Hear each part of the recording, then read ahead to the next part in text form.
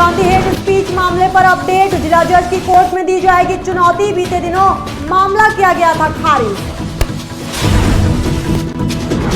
सपा राष्ट्रीय महासचिव शिवपाल पहुंचे कन्नौज। पहलगाम हमले को लेकर सरकार को घेरा, सरकार पर लगाए गंभीर आरोप। बरेली पुलिस को मिली बड़ी कामयाबी। ड्रग तस्करी के नेटवर्क का किया भंडाफोड़। 4 तस्करों को पुलिस ने किया गिरफ्तार। प्राइवेट अस्पताल की लापरवाही आई सामने। नॉर्मल डिलीवरी बोलकर किया ऑपरेशन, अस्पताल के अंदर हो गई शिशु की मौत। बारिश ने खोली प्रशासन के दावों की पोल। गलियों और सड़कों पर इकट्ठा हुआ पानी, इसके बावजूद अधिकारी कर रहे हैं अनदेखी।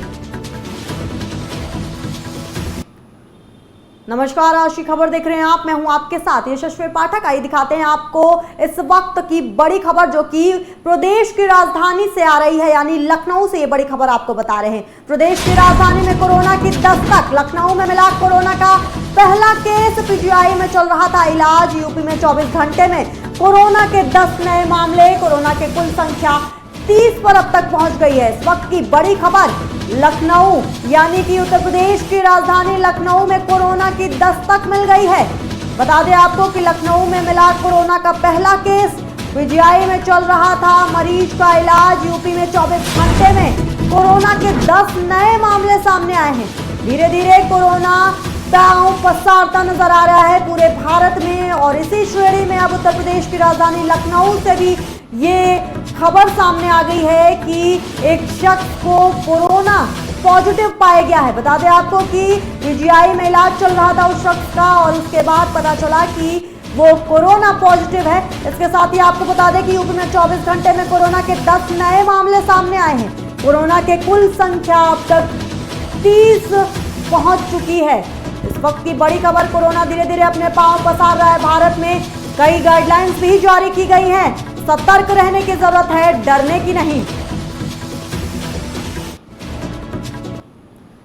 रुक करते हैं उत्तर प्रदेश की अगली बड़ी खबर की तरफ। कांग्रेस सांसद और पूर्व कांग्रेस अध्यक्ष राहुल गांधी के हेट स्पीच मामले को लेकर एमपी एमएलए कोर्ट में दाखिल किए गए प्रार्थना पत्र को न्यायालय ने बीते दिनों खारिज कर दिया था। बता दें कि अमेरिका की ब्राउन यूनिवर्सिटी में एक स्पीच के दौरान राहुल ने भगवान राम को एक पौराणिक पात्र बता दिया था, जिसके बाद भारतीय जनता पार्टी के नेता और सीनियर एडवोकेट शशांक शेखर त्रिपाठी की तरफ से पिछले दिनों एमपी एमएलए कोर्ट उज्जवल उपाध्याय के न्यायालय में दाखिल किया गया था। इस पर सुनवाई करते हुए कोर्ट ने फैसला सुनाने की निर्धारित तिथि पर फैसला सुनाया, जहां कोर्ट ने पोषणीयता के आधार पर इस मामले को खारिज कर दिया था। लेकिन अब अधिवक्ता की ओर से आदेश को चुनौती देते हुए जिला जज की अदालत में याचिका जारी की गई है। समाजवादी पार्टी के राष्ट्रीय महासचिव शिवपाल सिंह यादव कन्नौज पहुंचे, जहां पर शिवपाल सिंह यादव ने बार एसोसिएशन चुनाव में नवनिर्वाचित पदाधिकारियों को शपथ दिलवाई।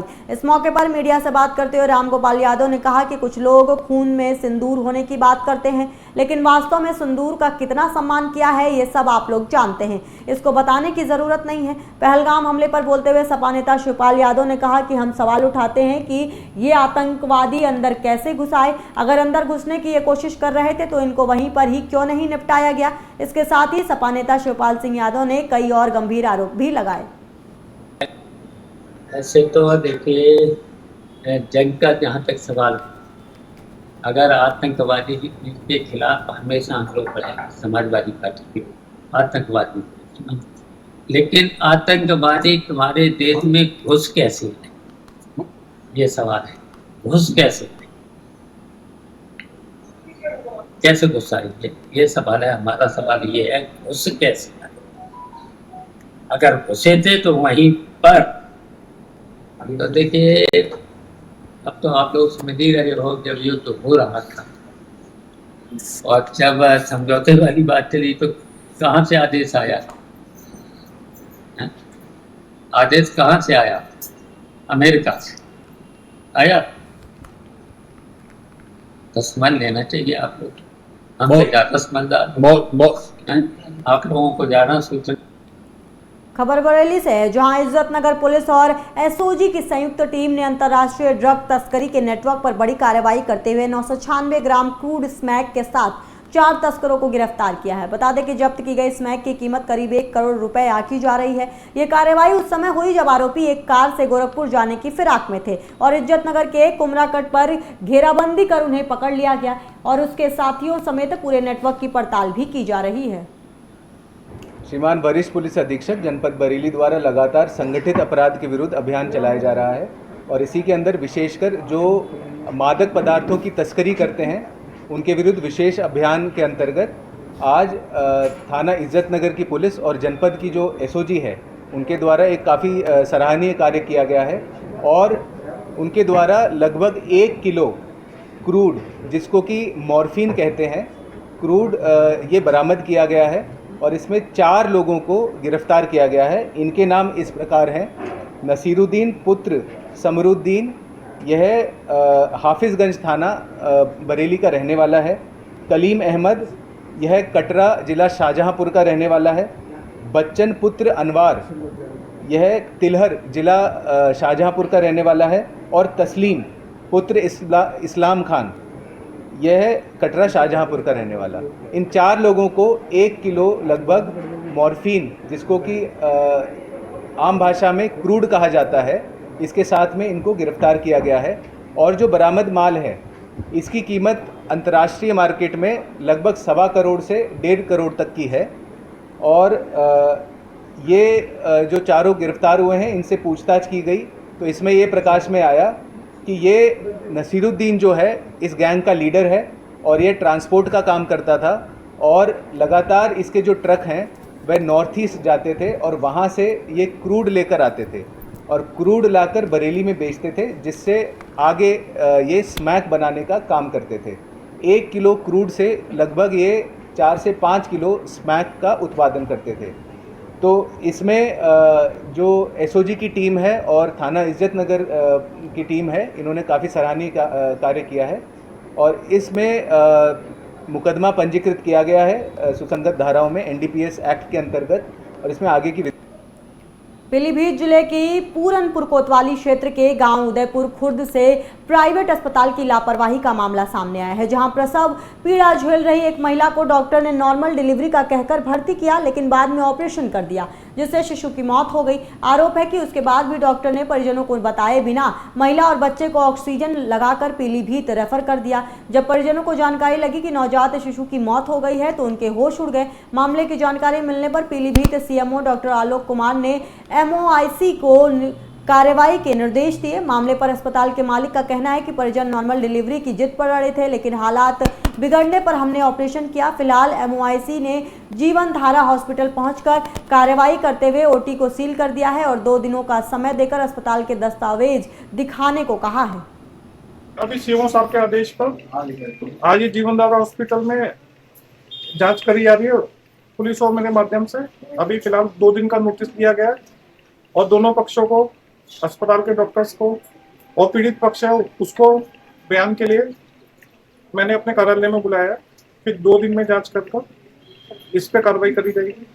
और फिलहाल के लिए जो ऑपरेशन हुआ था जिसमें जो गर्भवती महिला का ऑपरेशन करा है और बच्चे की डेथ हुई है जो संज्ञान में आया है, उसका हकीकत क्या है उसके लिए जांच कराई जा रही है। तब तक के लिए ओटी को बाहर से टेप लगा के बंद कर दिया गया। क्या नाम है आपका? नवीन कुमार गुप्ता। आप हॉस्पिटल में किस पद पर हैं? यहाँ का ओनर। एक बच्चे की मौत हुई है, क्या मामला है? एक्चुअली कल एक बच्चा हमारे यहाँ पैदा हुआ था। बच्चे ने जो है गंदा पानी पी लिया था, जिस वजह से उसको इलाज की ज़रूरत थी। घर वालों को काफ़ी समझाया गया लेकिन वो लोग राज़ी नहीं हुए। काफ़ी देर बाद जब वो राज़ी हुए उसके बाद बच्चे को पीलीभीत ले जाया गया, जहाँ पर डॉक्टर ने देखने के बाद ये बताया कि बच्चा थोड़ा सीरियस हालत में है और जीवित अवस्था में है। बच्चे को भर्ती करने की सलाह दी गई और घर वालों से कंसेंट मांगी गई, लेकिन उन्होंने कंसेंट देने से इनकार कर दिया और ये कहा कि अभी हमारे कुछ परिचित लोग आ रहे हैं, यही इसमें जो है आगे डिसीजन लेंगे। करीब 1 घंटे बाद उनके परिचित लोग पहुँचे, जिन्होंने इलाज कराने से इनकार कर दिया। उसके बाद बच्चे को वहाँ से वापस लाते समय रास्ते में कहीं बच्चे की मृत्यु हुई। अभी सीएमओ साहब के आदेश पर श्रावस्ती में हुई बारिश ने विकास कार्यों की पोल खोल दी है, जिससे कई सड़कों पर जलभराव हो गया है। गद्दीपुरवा गांव में नाली व्यवस्था की कमी से सड़क पर पानी जमा हो रहा है, जिससे ग्रामीण और राहगीरों को आवाजाही में परेशानी हो रही है और कई लोग फिसलकर घायल भी हो रहे हैं। ग्रामीणों का कहना है कि जिम्मेदार अधिकारी और प्रधान कोई भी ध्यान नहीं दे रहा, जिसके चलते ग्रामीण और राहगीरों ने सड़क पर भरे पानी को निकालने और नाली निर्माण कराने को लेकर मांग की है। अब देखना यह है कि कब तक प्रशासन इस मामले में एक्शन लेता है। दिक्कत का जैसे है कि अपन जगह पाट लिए पानी भर गया, जगह रहा जब तक निकल जाता है। तो आवागमन में क्या दिक्कत होती लोगन का? अब आवागमन में बहुत आप लोग भी आओ जात हुई हो? हाँ, तो क्या दिक्कत होती? तो दिक्कत यही है, पानी भरा है, दिक्कत पर था और जमा कौन दिक्कत। लड़के उड़के गिरत हो कोई? गिरत तो है, लड़के तो गिरबे के पानी। कितने साल से सही सिस्टम है? अब कितने साल से, 1 साल से ज़्यादा ही दिक्कत भाई, बाकी तो अपने गिर ही जाता है। ये पानी जब गांव के बारिश हुआ था तो पानी का निकास नहीं है, इसलिए भरा है। जब तक इधर जगह पड़े रहे तब तक पानी कोई के खेत में चला जा रहा, द्वारा चला जा रहा, और लोग अपन द्वारा पाट लिए अपन जगह व्यवस्था करे। तो ये कितने सालों से ये है?